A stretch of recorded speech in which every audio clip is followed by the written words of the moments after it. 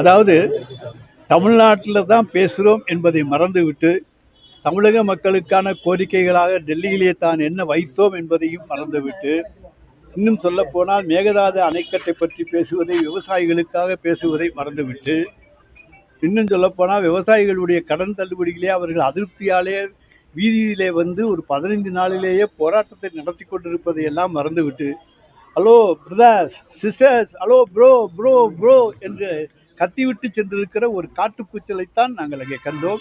அது ஒரு cinema shooting தான். இப்போ அவர் வந்து 8 to 5 கால் ஷீட் கொடுத்துக்கிட்டு இருக்காரு. அதாவது சினிமாவில் வந்து காலையில் 8 மணிக்கு போனால் 5 மணிக்கு வந்துடணும். அது 8 to 5 கால் ஷீட்.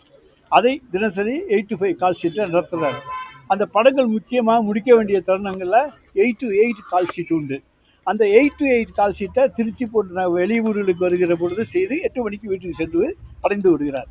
அதான் இன்றைக்கு அவருடைய பணி 8 to 5 and 8 to 8 call sheet கொடுப்பதை தவிர வேறு எந்த முன்னேற்றமும் தமிழ்நாட்டில் கிடையாது. கேட்டால் வந்து 15 நாள் தான் ஆச்சு அப்படின்னு சொல்லுவார். ஆனால் இந்த 15 நாட்களிலே நடந்திருக்கின்ற கொலை, கொள்ளை, வழிப்பறி, சிறுமிகளுடைய பலாத்காரம், பெண்களுடைய பலாத்காரம், இவையெல்லாம் எண்ணில் அடங்காதவாறு நடந்திருக்கிறது. காவல்துறையை நான் நியாயமாக நடத்துகிறேன் என்று சொல்லுகிற முதலமைச்சருடைய ஆட்சியிலே இன்றைக்கு இத்தனை வன்கொடுமைகளும் நடந்து கொண்டிருக்கின்றன. ஹலோ ப்ரோ விஜய் சார், உங்களுக்கு கிடைக்குதா கேட்குதா அப்படின்னு தான் இன்றைக்கு தமிழ்நாட்டு மக்கள்லாம் கத்திக்கிட்டு இருக்காங்க. என்ன சும்மா கேட்டா கேட்காது. அதனால bro Vijay sir, CM sir, கேட்குதா கேட்குதா கேட்குதா, தமிழ்நாட்டு மக்களுடைய அவலக்குரல் கேட்குதா அப்படி என்று 15 நாட்களிலேயே கேட்கக்கூடிய சூழ்நிலை வந்துவிட்டது. இதை விட கொடுமை இன்னொரு அமைச்சர் விளையாட்டுத்துறைக்கு இருக்காரு. அவர் சொல்றாரு விளையாட்டு வந்து விவசாயத்தை விட கடினமானது. ஏன்னா அவருக்கு வந்து சாப்பாடுலாம் கிடையாது. அவர் வந்து இந்த விண்வெளிக்கு போறவங்கெல்லாம் மாத்திரை சாப்பிட்டுட்டு ஒரு 45 நாள் இருக்கிறது போல மாத்திரை சாப்பிட்டுட்டு இருக்கிறவர், விவசாயி சேற்றிலே காலை வைத்தால்தான் நாம் சோற்றிலே காலை வைக்க முடியும், கையை வைக்க முடியும் என்பது அவருக்கு தெரியாத ஒன்றாக அமைந்திருக்கிறது. ஏன்னா அவங்கெல்லாம் வளர்ந்த சூழ்நிலை அப்படி. அதனால அவருக்கெல்லாம் இருப்பது தெரியாது. இப்போ பார்த்தீங்கன்னா எங்கே பார்த்தாலும் லாட்ரி சீட்டு ஓடுது. நீங்கள் எந்த கடையில் வேணாலும் போய் கேளுங்க. 1 நம்பர் லாட்ரி இருக்குது, 4 நம்பர் லாட்ரி இருக்குது, எல்லாம் இருக்குது. காவல்துறை கை கட்டப்பட்டிருக்கிறது. அன்னைக்கு சொன்னாங்க 120 ரூபா 150 ரூபா குடிச்சிட்டு வீட்டுக்கு போகிறான், மிச்சத்தை கொண்டு போய் கொடுக்குறான், அந்த ஏழை குடும்பங்கள்லாம் பாழாகுதுன்னு. இன்னைக்கு அந்த 500 ரூபாயும் போச்சு. அவன் 5 லாட்ரி சீட்டை வாங்கிட்டு சுரண்டி பார்த்துக்கிட்டு உட்காந்துக்கிட்டு இருக்கான். ஏழைகளுடைய கண்ணீரை துடைக்காத ஆட்சி தான்.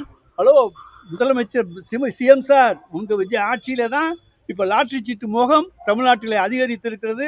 லாட்ரி சீட்டை நீங்கள் இன்றைக்கு ஊக்கப்படுத்தி கொண்டிருப்பதற்கு தமிழ்நாட்டு மக்கள் நிச்சயமாக நீங்கள் சொல்லுவீங்க, நான் இதெல்லாம் சொல்லக்கூடாது அப்படின்னு. அதுபோல் நாங்களும் சொல்றோம், நாங்கள் சபிக்கக்கூடாது, தமிழ்நாட்டு மக்கள் செய்வாங்க. சட்ட ஒழுங்கு பிரச்சனை ஏற்கனவே வந்து இப்போ மூளை முடுக்கெல்லாம் வந்து போதை கலாச்சாரத்தை விட்டுட்டு போயிட்டாங்க. இப்போ சட்ட ஒழுங்கு பிரச்சனை என்னைய வந்து என் மேல பழி சுமத்துறாங்க அப்படின்னு. நாங்கள் போதை கலாச்சாரத்தை மூளை முடுக்கெல்லாம் விட்டுட்டு போகல, நாங்கள் கண்ட்ரோல் பண்ணி தான் வச்சு பிடிச்சிக்கிட்டு இருந்தோம்.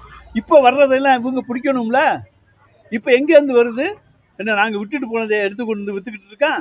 இப்போ வர்றதை தடுக்க தவறி இருக்கிற அரசு தான் ப்ரோ விஜயனுடைய அரசு. சிஎம் சார், தடுக்க தவறிட்டீங்க. நீங்கள் இன்றைக்கும் இந்த கால் ஷீட் முகத்தில் தான் இருக்கீங்க. எப்படி நடிக்கிறதுங்கிற நடிப்பை தவிர இன்னைக்கு நாங்கள் மாண்புமிகு தமிழ்நாடு முதலமைச்சரிடத்துலேருந்து நடிப்பை தவிர எதையும் பார்க்கவில்லை. சிஎம் சார்னு சொன்னால் உடனே அப்படி திரும்பி பார்ப்பார். ஹலோ ப்ரோ அப்படின்னு திரும்பி பார்ப்பார். குட்டீஸ் போட்டு போடுங்கன்னாரு. உங்கள் அம்மா கிட்ட சொல்லுங்க, அண்ணன் கிட்ட சொல்லுங்க, மாமா கிட்ட சொல்லுங்கன்னாரு. அண்ணன் சீர் வரும்னாரு, மாமன் சீர் வரும்னாரு.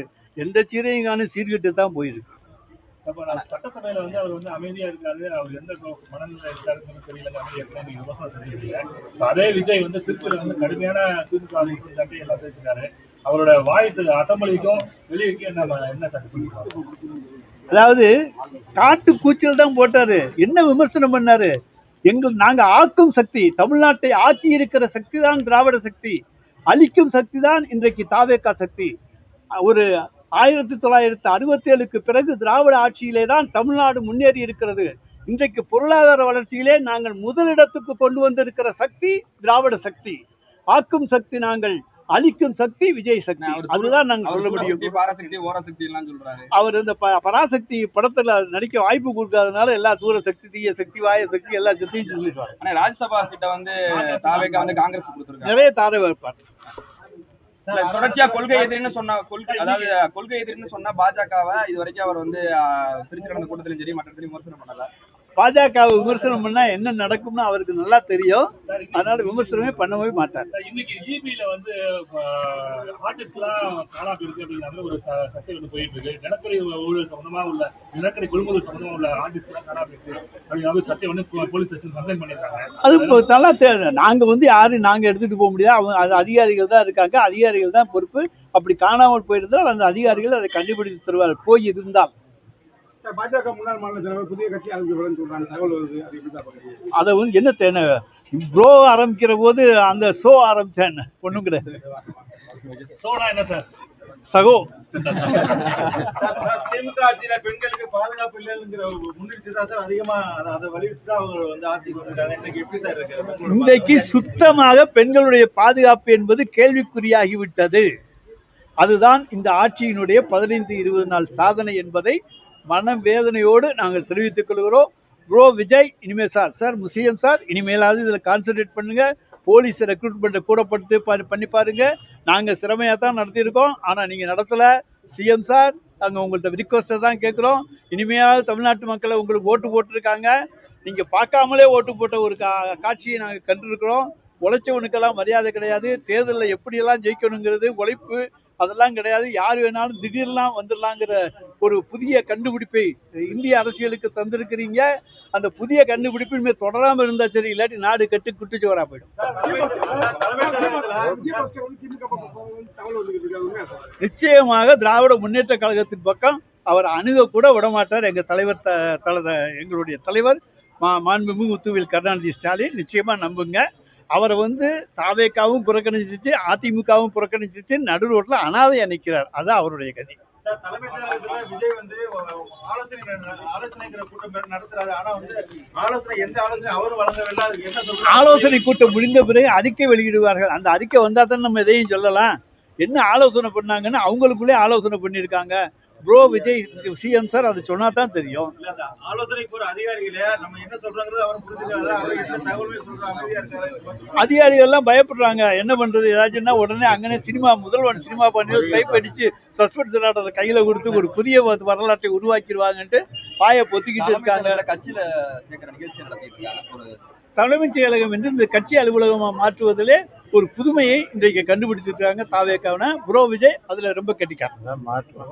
கிளைகள் கொண்ட அண்ணமால் institute of hotel management and hospital management படிப்பில் சேர்வதற்கான அட்மிஷன் நடைபெறுகிறது.